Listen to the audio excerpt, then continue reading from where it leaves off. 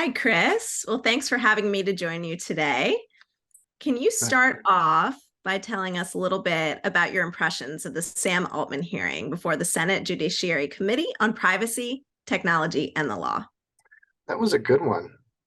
It's rare that you see an industry titan. I mean, Sam Altman has done some amazing things in his career, but it's refreshing. It was actually refreshing to see someone come to the Senate and actually take the side of privacy, take the side of safety for once, versus uh, towing the company line if you're trying to lobby for stay out of my wheelhouse, stay out of my business.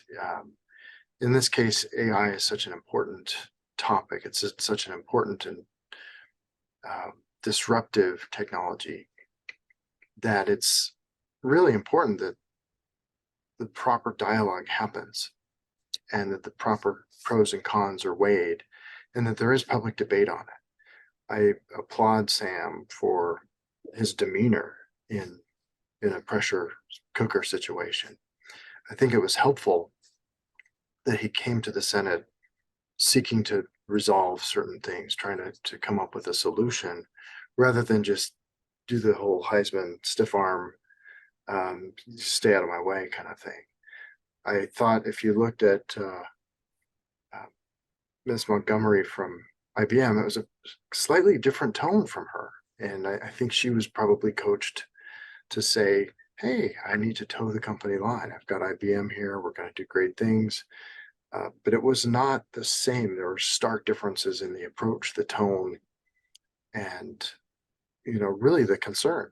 And Sam's was the human concern. I'm concerned about what this could do to humankind, and not to point fingers at others, but some of the other tone was want to make sure my company succeeds, which has really been part of the problem in the past. Interesting. So you sensed maybe some defensiveness a little A bit there. bit, yeah, a bit, especially when you talked about the do you need a federal agency to govern this? And of course, she said, absolutely not. And Sam was like, absolutely, we do. Yeah. It's interesting. Good on Sam. So he stated in his testimony, he said, my worst fears are that we, which is the field, the technology, the industry, cause significant harm to the world. And he said, I think that could happen in a lot of different ways.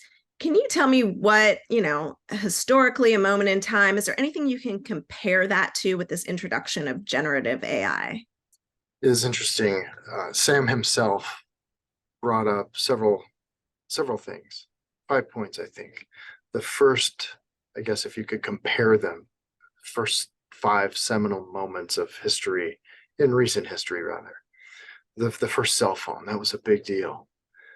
I remember as a kid, my dad, he worked for the telephone company, and he drove home his telephone company truck one day and it had a phone in it. And I couldn't believe it. I was floored. But anyway, that I've just dated myself. Um, but that was a seminal moment. It was incredible, what you could accomplish with being, cutting that cord and roaming about the planet with a phone. The other one was obviously the internet. And the internet came about, it changed everything.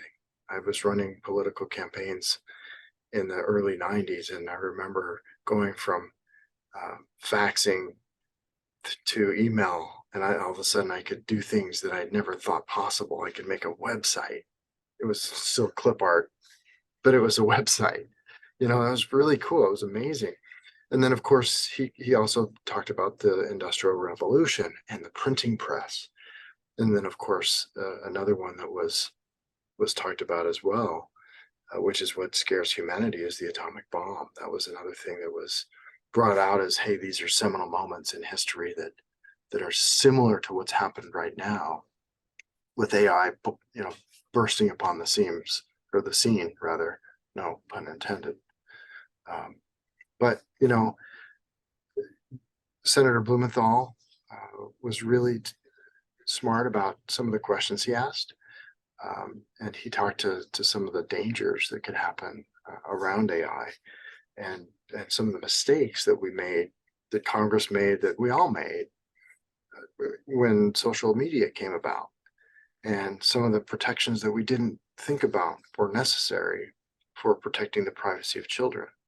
And so that's when I come back to the original statement that we entered into this video about, if you think about doing it right this time versus this is my cheese, don't move it.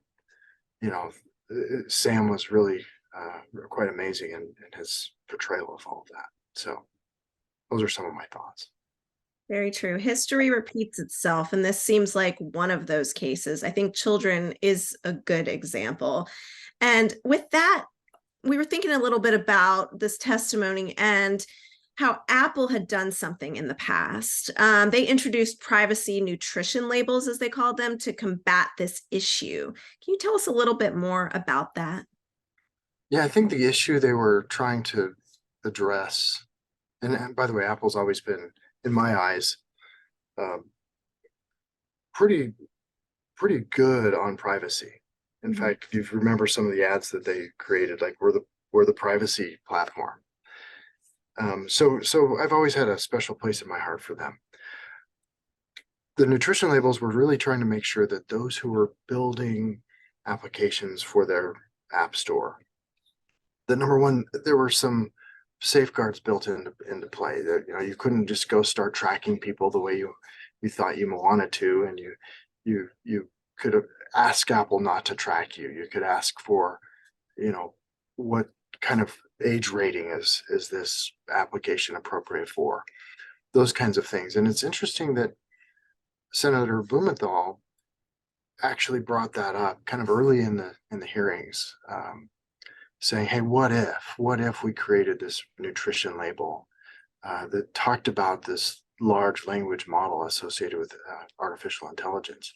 Because let's be honest, nobody really knows what's in that large language model, at least the one with ChatGPT, which really was part of the challenge of saying, hey, I love this so much that I'm going to just trust it implicitly. We don't know what's in it. We know that there's some bias in there. You know, the output is only as good as the data and how it's been trained and how it's supposed to respond and what elements of society it represents.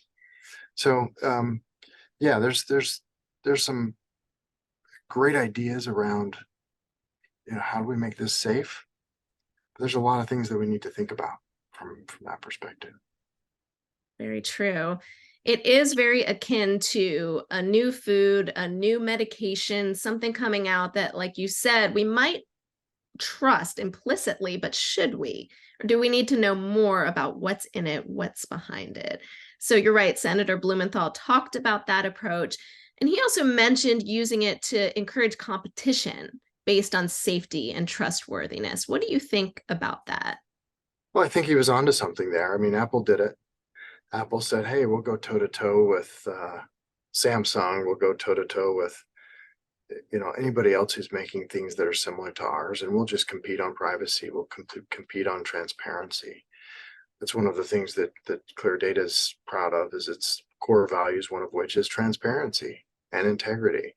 And so I think there's a market for that, especially in this day and age where you know some big social media platforms really don't care about getting fined for taking data inappropriately, or you know, platforms for video conferences, you know, that get fined for sharing data inappropriately, those kinds of things.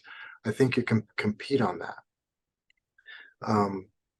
More so though, I really think that it's important that the labels intend to improve user awareness of what's in the model. We need to weed out dishonest actors. We need to somehow be able to probe the inner workings of the language models to be able to see what's in them, so that we can make informed decisions on whether we can trust it or not. Mm-hmm. And if you think about such a large language model, you know, I think it's going to have to be AI against AI, if you think about it. Very true. I've heard you talk before in the realm of cybersecurity about weeding out bad actors, not hearing as much of it yet in the AI space. So thinking of it that way is very smart.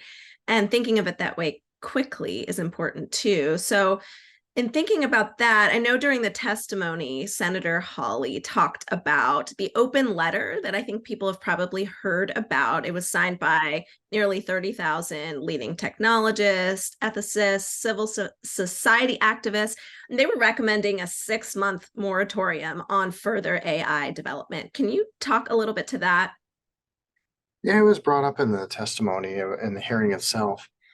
Well, I think Senator Hawley actually signed that letter, if I recall. Mhm.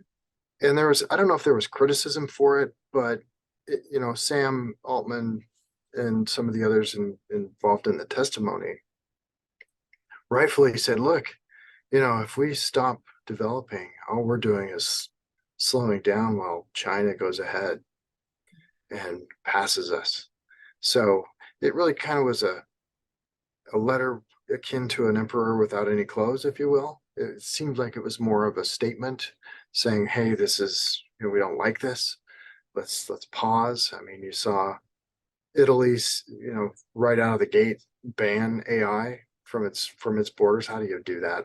Honestly, I mean, there's ways around it for sure, but yeah, it just wasn't going to work, and so I think it was another PR kind of publicity stunt to try to bring some attention to AI, and I think it did a good job of that. I mean, part of that is the hearings happened as part of a result of that, I suppose. Yeah, that's what I was going to ask. It seemed like more of a warning they were trying to heed. And do you think people are taking notice? And it sounds like with this hearing, you think it's starting to build momentum, but do you think there's enough? I think I mean, it is starting to build some momentum. I think if we go back to some of um, the hearing moments, if you will, um, there were some amazing points that were raised in terms of what could the dangers be, and so bringing attention to. I go back to one of the specific um, conversations in that hearing was about drones. Mm. And I think it was Senator Blumenthal had asked, if it's not, I apologize, but I think it was him who asked, "Hey, could a drone target, make its own target?" And the answer from Mr. Altman was absolutely it could. Yes, it could. So if you think about unmanned aircraft with weapons being able to seek out its own target based on what, you know, it's a scary thing. And so, yeah, absolutely. I think it's one of those things that we have to continue to think about. We have to continue to understand how to protect ourselves and how to use this stuff safely. Absolutely. We talked about kids a few minutes ago. Hmm. I'd like to kind of come back to that because if you watch the AI dilemma on YouTube, and I hope all of you go watch that because it's terrifying. AI has actually been used to coach underage children on how to encounter their first sexual experience. That is just, it blows my mind. It doesn't shock me, but it's just a horrible thing that could develop if we don't figure out how to do this properly, Hmm. Yeah. among many other things. That is pretty terrifying. Yes. Well, thank you, Chris. Really looking forward to the next part in this series where we're going to talk about the details of the use of AI, specifically in healthcare, including what your predictions are, what the industry needs to really do to protect patient privacy, and how it can build its own culture of transparency as AI continues to evolve. Can you give us a quick preview of that? Yeah, I mean, during my research, as I was watching the hearings, the AMA, another ClearDATA customer that we just love, came out and said, "Hey, look, the AI will never replace a doctor." Right. So maybe we'll talk a little bit about that. And can AI find disease better than a human can? Well, in some cases, yeah. In many cases, yes. And if you think about medical errors and people who die because of medical errors or misdiagnosis, you're looking at 250,000 people a year by some estimates who unnecessarily pass away because of that. So could AI help with some of that? Probably. Um, Generative AI, could it actually improve the bedside manner of healthcare? If you think about the loads on the doctors and the nurses these days, they're swamped, they're overworked, they're under staffed, and there's just they never get a break. And so sometimes the doctor might be a little grumpy, and maybe that doesn't make you feel good as a patient. Could AI help with that? Probably. There's a lot of things that we can unpack for how AI might be helpful in healthcare, not the least of which, if we come back to the topic around cybersecurity, and you think about protecting patient data, could generative AI help understand where PHI lives, protected health information, whether it's in an appropriate place, whether it's being accessed by appropriate people, without having humans have to look at dashboards all day long and have that alert fatigue, if you will. And, could we deploy countermeasures to the bad guys faster than the bad guys could do it? Again, it comes back to AI against AI. It's really, my prediction is that it's going to end up being robot battles with AI, honestly, because all the stakeholders are going to end up using it against each other. It'll be interesting how this whole thing unfolds. Let's hope for more of the use of AI for good, but yes, the Yes. humans need to partner with AI to make that happen. So, Yes. well, thanks, Chris. Looking forward to the next episode. Yeah. Thank you, Mandy, and we'll talk to you soon.